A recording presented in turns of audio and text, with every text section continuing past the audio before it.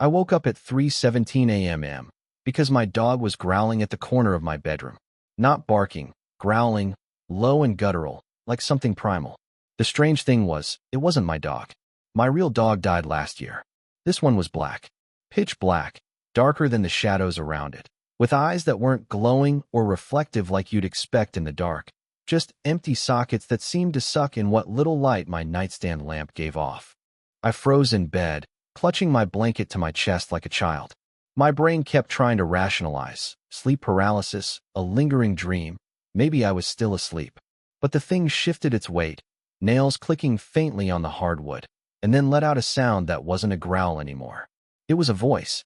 Not a human voice exactly, but something in between. It spoke my name. And then the floor beneath it opened into pure blackness, like the shape of a stairwell spiraling down. But when I blinked, the stairs were gone. The dog was gone too, and I was left staring at a corner of my room that now seemed too far away, like the dimensions of the space had been stretched just slightly wrong. I didn't sleep again that night. The whole next day at work, I felt like I was hungover, even though I hadn't touched a drop. My coworkers joked that I looked like I'd seen a ghost. I laughed it off, but every time I blinked, I saw that corner of my room, and the black shape of the dog, demon, whatever it was. When I got home, I kept the lights on in every room, even the bathroom. I ordered takeout, sat on the couch, tried to distract myself with some mindless scrolling. That's when my phone spoke. Not a ringtone, not a notification, an actual voice through the speaker. Flat, emotionless, like one of those cheap AI assistants you hear in ads. It said, "The stairs are waiting." I dropped my phone on the floor so hard the screen cracked. When I picked it up again, the voice was gone. No missed calls, no audio files, nothing in my history. But when I swiped to unlock it, my background image, normally a picture of my niece, was different. It was a photo of my own bedroom, taken from the corner, from the exact spot where that thing had been standing. I almost threw my phone in the trash. Instead, I shoved it face down on the counter and went around my apartment like a lunatic, checking every corner, every closet, under the bed, anywhere someone could have hidden to take that photo. Nothing. No signs of forced entry, no windows cracked, no footprints on the carpet. I even went outside and checked the siding, thinking maybe somebody had climbed up and taken the shot through the window. But the angle was too perfect. That picture wasn't taken by any camera I own. I tried to rationalize. Maybe it was a glitch. Maybe my phone got hacked. But even as I thought it, I could feel it, the weight of that corner in my room, like gravity bent toward it. When I finally worked up the nerve to go back in there, I noticed something I hadn't before. On the far wall, right above the baseboard, was a faint curve etched into the paint. Perfectly circular, like someone had drawn part of a compass arc. I crouched down, heart pounding, and ran my finger over it. The line was deep, cut into the drywall itself. The moment I touched it, my bedroom door slammed shut behind me. And when I spun around, the stairs were there again. Impossible stairs, spiraling down into a black void where my floor should have been. And I swear, just before I bolted, I saw the silhouette of a woman at the bottom step. A nurse's cap, head tilted up toward me. I didn't run right away. I should have, but my legs wouldn't work. The nurse didn't move. She just stood there at the bottom of the impossible stairwell, staring up at me. Except her eyes weren't visible, just dark hollows, like the dog's. She lifted one hand slowly, like she was about to wave. But instead, her wrist bent backward at an angle that made me gag. That's when the sound hit me. A squeaking wheel. One, not two. Like a gurney with a broken caster being pushed along linoleum. It echoed up the stairs even though the stairs weren't wood or concrete. They weren't anything. Just the suggestion of steps vanishing into nothing. The squeak got louder. The nurse tilted her head, like she was listening, and then she smiled. Her teeth were gray. I finally broke free from whatever was holding me and lunged at the door. It didn't open at first, like something on the other side was holding it shut. I remember screaming, punching it, kicking until finally it burst outward and I fell into the hallway.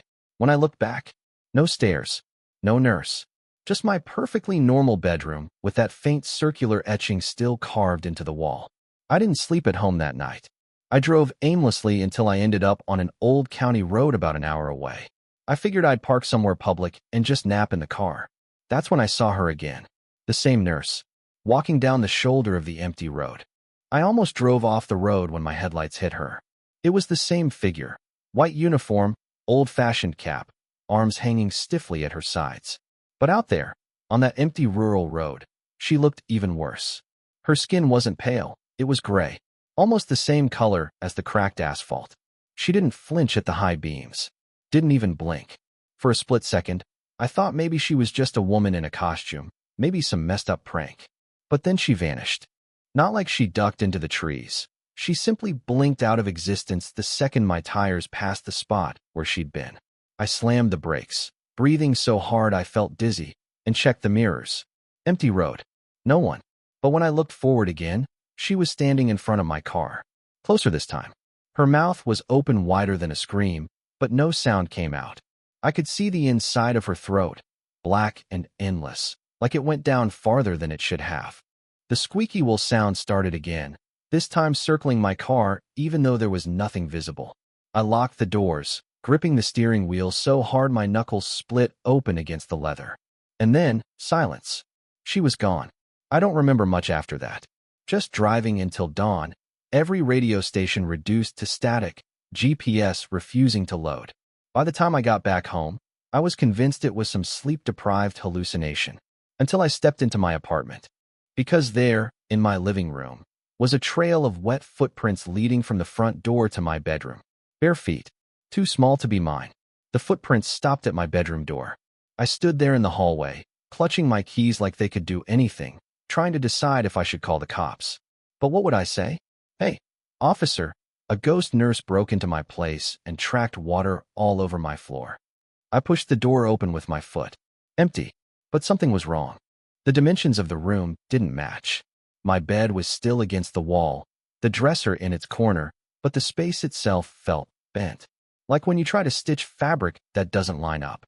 I walked inside and immediately realized my bedroom was curved. It hadn't been before. The wall with the faint arc carving was no longer flat. It bowed inward, forming part of a circle. I pressed my palm to it. Cold, damp, like stone underground. My stomach dropped when I traced the curve with my hand.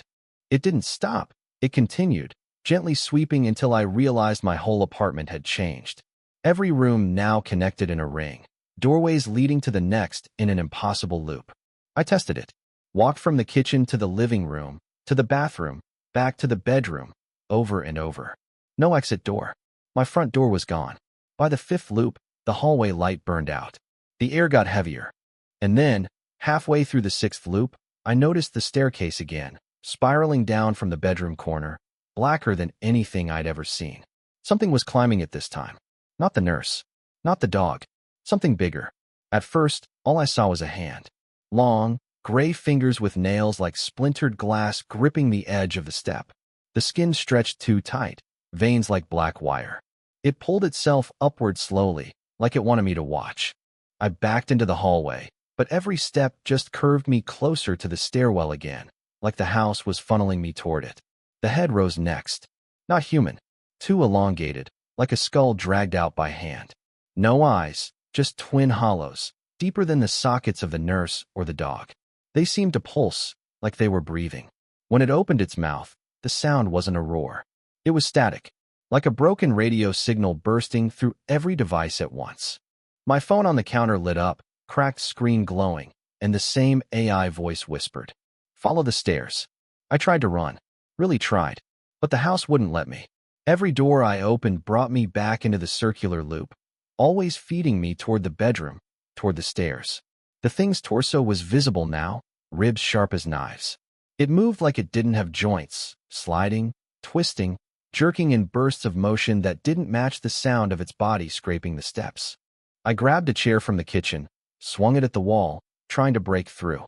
The wood shattered, drywall caved in, but behind it was only black. Not insulation, not pipes. Just void. The creature stopped climbing then. It tilted its head toward me. And from somewhere deep in the circle of rooms came the sound of the squeaky wheel again. Closer. The squeaky wheel echoed louder, bouncing around the circular rooms until I couldn't tell where it was coming from. I spun in place, heart thundering, half expecting the nurse to appear behind me again. But when she finally stepped out, it wasn't from the void stairs. She came from inside the loop. 1 second the hallway was empty. The next she was halfway between me and the kitchen, pushing something I couldn't see. Her hands were locked on invisible handles, arms stiff, head cocked to one side. The broken wheel squeak followed her every step. And the thing on the stairs, it stopped climbing. It froze, halfway out of the blackness, as if it recognized her. Slowly, it began to sink back into the void, one hand after another slipping below the edge. I should have been relieved. Instead, my stomach knotted tighter, because now it was just me and her. The nurse. She wheeled her invisible gurney closer, closer, until I could smell her. Rot, mildew, hospital disinfectant gone sour. Her eyes weren't empty like before. They'd changed. They looked wet, like someone else's eyes had been pressed into her sockets. And they were locked on me. "Lay down," she rasped. Not in her own voice. There was a delay, like she was playing back something pre-recorded through broken speakers. I backed away until my shoulders hit the curved wall. My phone buzzed on the counter again, lighting up with the AI's voice, perfectly clear this time. "Do what she says." That's when I realized the trail of wet footprints was back.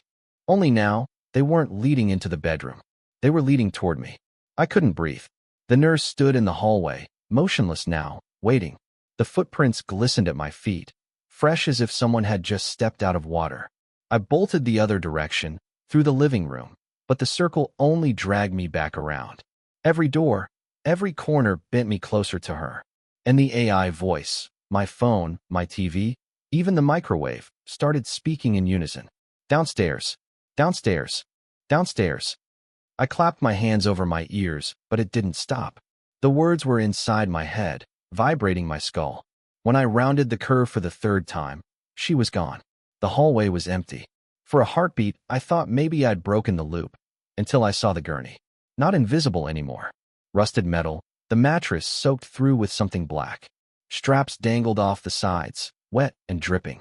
It was blocking my way, positioned perfectly, so the only path forward was through my bedroom. And in there, waiting for me, was the staircase. It yawned wider than before, swallowing half the floor. The edges of the steps shimmered like heat rising off asphalt. I swear I could hear breathing coming from below. The AI whispered again, softer this time. "Don't fight. Follow." Behind me, the wheel squeaked once.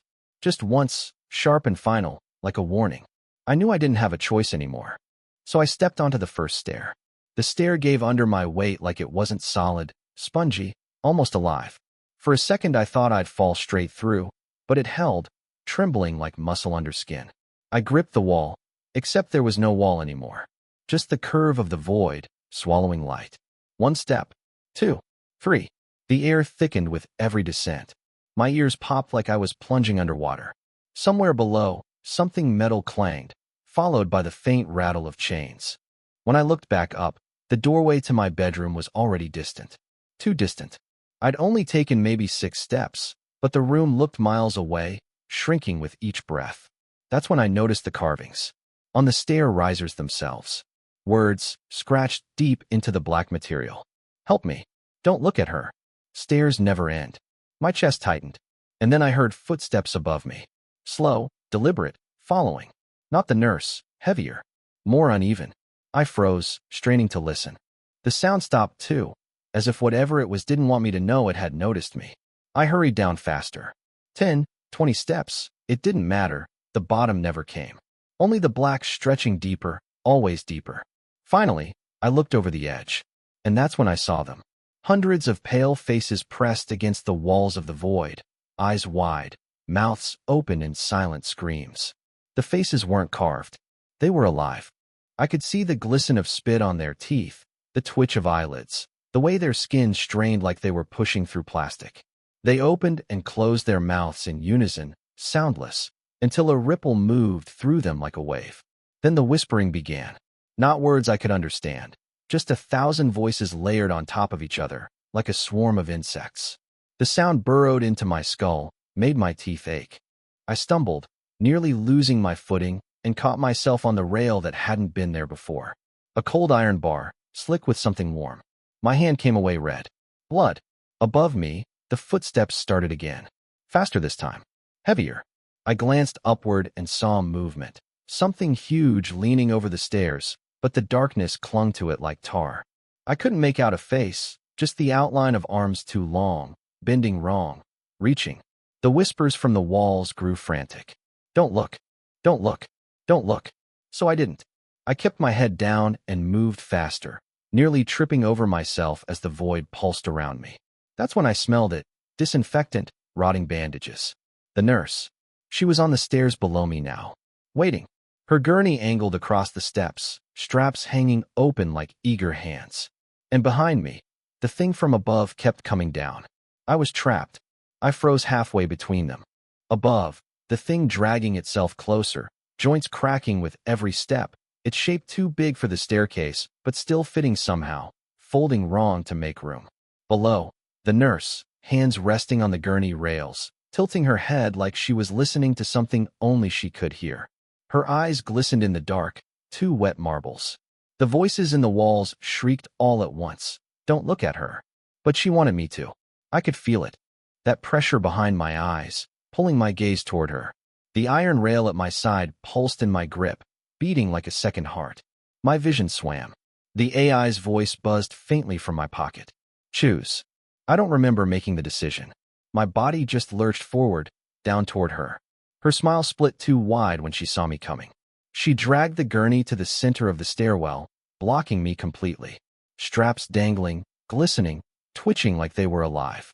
I tried to stop, but my legs kept moving.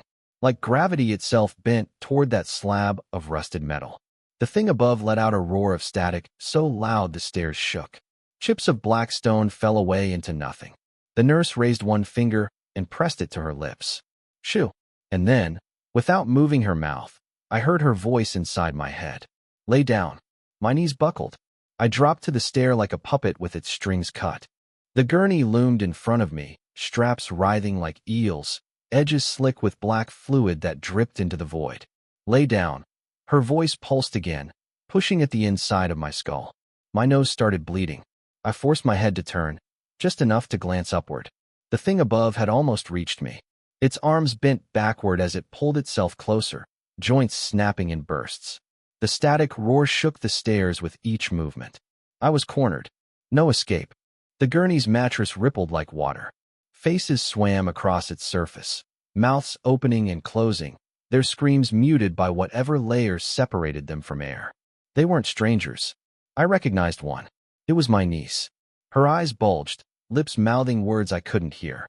The straps lashed out, curling toward me like snakes. I tried to fight, clawing backward on all fours, but the stairs sloped against me, dragging me closer. The iron railing split apart under my grip, sharp fragments embedding in my palm. The nurse stepped aside, letting the gurney roll forward on its broken wheel. The squeak echoed deep into the void, sharp and final, as if sealing the choice. Behind me, the thing let out a shuddering breath, hot and foul, rattling the stairs. The AI's voice crackled in my pocket, distorted and desperate now.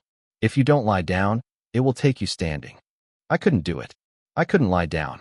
Every instinct in me screamed that the gurney was a trap, that if I touched it, I'd never get back up. My niece's face stretched across the mattress again, mouth opening wider than it should, jaw unhinging. The black straps whipped against the steps, slapping closer, smelling like mold and rot. I scrambled backward, up toward the thing instead, toward whatever waited above. The nurse's smile dropped instantly, replaced with something raw and furious. Her head snapped to the side so violently I heard bone crack, but she didn't move to stop me. She only hissed. Wrong choice. The stairwell thundered. The creature above lunged downward, both arms slamming onto the steps just feet from me. The impact rattled my teeth. Its body uncoiled, jointless, like a centipede made of human parts. The static roar spiked so loud I thought my eardrums burst. I tried to push past it, but its hand slapped down across the stairs, blocking me. Each finger was as long as my arm, nails tearing grooves into the black stone. And then, impossibly, it leaned closer. The void lit up with a flicker of gray light, just enough for me to see its face. Not alien, not monstrous. It was mine. My own face, stretched thin, hollow-eyed, screaming silently. The nurse's laughter rose from below, dry and mechanical, like tape played in reverse. And the AI in my pocket said, calm as ever. Now you see. I couldn't breathe. The face staring back at me, my face, wasn't just a twisted copy. It moved the way I moved. When I stumbled backward, it tilted its head the same way. When I opened my mouth to scream, its silent scream widened in perfect sync. Except its eyes weren't mine. They were pits, so deep the light seemed to fall into them. The thing shifted its weight, blocking the stairs completely. Its body folded and unfolded in jerks, as though it couldn't decide what shape it wanted to be. Hands sprouted where elbows should have been, ribs jutting out like blades, skin sagging and tightening at random. The whispers from the walls grew frantic again. Don't look, don't look, don't look. But it was too late. I already had. The nurse below began pushing her gurney upward, the broken wool squealing with every turn. Her hollow eyes never blinked, fixed on me while her lips stretched into that too-wide grin. The thing above leaned closer, until its mouth hovered inches from mine. No sound, just a rush of hot air, smelling like rot and iron. And then, for the first time, it spoke. In my voice. Lie down, or I'll make you. The stairs shuddered, cracking beneath me. The railing split apart, falling into the void. Faces screamed silently from the walls, pressing harder against the surface, their mouths shaping words I still couldn't hear. I had nowhere left to go. I did the only thing I could think of. I jumped sideways, straight into the void. The stairs crumbled away under my feet as I let go. For a second there was nothing. No sound, no air, just falling through an endless black. My stomach lurched into my throat, and I thought, this is it, I'm gone. But I didn't fall far. Something caught me. Not hands. More like a net of faces, those same pale visages I'd seen pressed into the walls.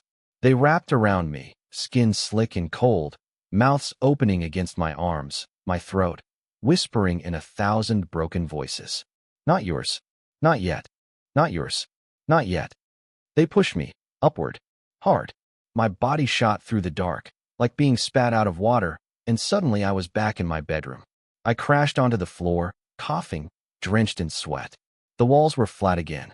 No curve, no stairs, just my ordinary room. For a moment, I thought maybe it was over. Then I saw it, etched into the wall above my bed, deeper than before, the perfect circle fully closed. And in the center of the circle, written in something dark and crusted, lay down. Behind me, in the hallway, the squeaky wheel turned once. I froze on the floor, staring at that circle. The words weren't scratched or painted. They were burned into the plaster, the edges still smoking faintly, the smell of scorched drywall filling the room. The wheel squeaked again, closer this time. I turned toward the hallway, and my stomach dropped. It wasn't my hallway anymore. The door frame opened into a corridor of flickering fluorescent lights, cracked tiles, and peeling green paint. A hospital wing. The air reeked of antiseptic and mildew. At the far end, the nurse pushed her gurney toward me. I could finally see what lay on it. Not my niece. Not a stranger. Me. My body, strapped down, eyes wide and darting, mouth gagged with a strip of cloth.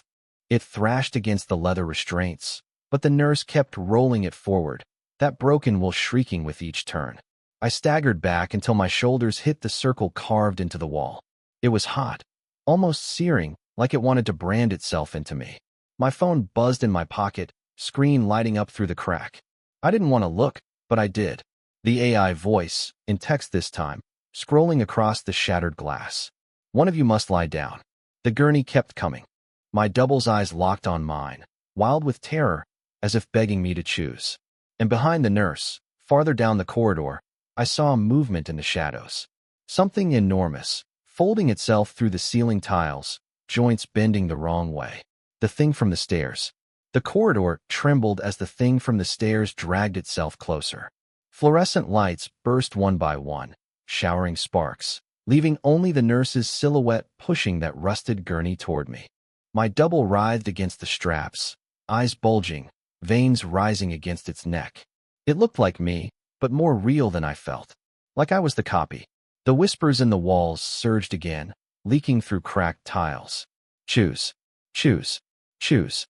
The nurse's grin never wavered. She angled the gurney right up to me, close enough that the stink of rot made me gag.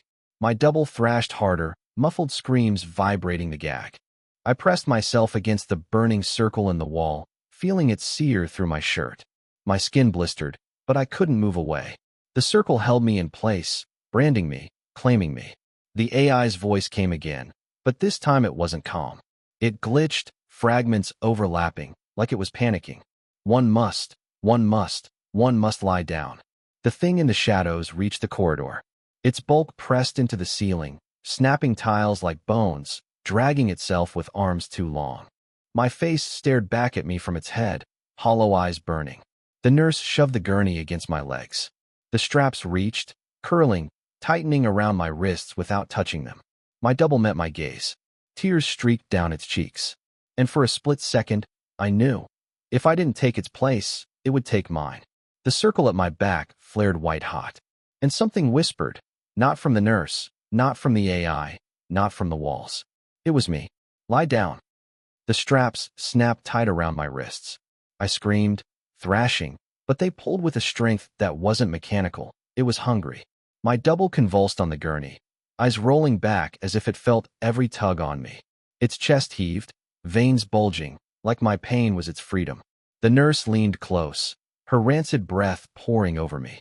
Her smile split until her cheeks tore, skin stretching, and behind the shredded flesh I saw nothing but more black stairs spiraling downward. The thing in the ceiling lunged, half its body folding into the hallway, dragging itself with a sickening screech. My own hollow-eyed face leaned out of the dark, lips twitching with static. The circle behind me seared deeper into my back.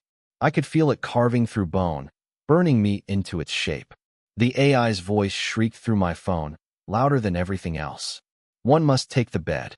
The nurse's ruined mouth gaped wider, dripping black fluid. My double stopped struggling. It looked at me, dead calm now, and mouthed two words through the gag. Your turn. The straps yanked me forward. My knees hit the edge of the gurney. The mattress rippled like water, faces pressing against the surface from beneath. My niece again. My co-workers. Strangers. All screaming silently, waiting for me to join them. The static face above howled, shaking the corridor apart. Ceiling tiles rained down. The walls buckled inward. I realized then, the choice was never whether to lie down or not. The choice was whether I fought it. And I was already losing. The straps yanked me flat. My spine arched against the mattress, heat burning through my skin as if the circle from my wall had followed me here. I tried to scream, but the gag slid into my mouth on its own, thick and rancid, choking me silent. The nurse leaned over, her eyes no longer wet, but hollow pits again. She pressed one bloodless finger to my forehead. The broken wool squealed once, sharp and final, like the sound of a lock turning. And just like that, my double was free.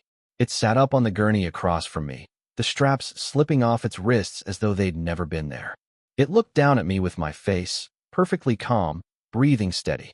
No panic, no terror. It climbed off the gurney, smoothed its shirt, and smiled. The ceiling split open with static as the thing above lurched downward, but it didn't come for the double. It came for me. Faces in the mattress pressed harder against my back, mouths stretching wide in silent shrieks as they pulled me under. My niece's eyes were the last thing I saw, shimmering with terror before the black closed over me. The AI's voice spoke one last time, soft, almost kind. Replacement complete. I woke up in my bed this morning. My apartment was normal. Flat walls. No stairs. No nurse. But when I looked in the mirror, it wasn't me staring back. And somewhere, faint in the distance, I swear I heard a single broken wool squeak.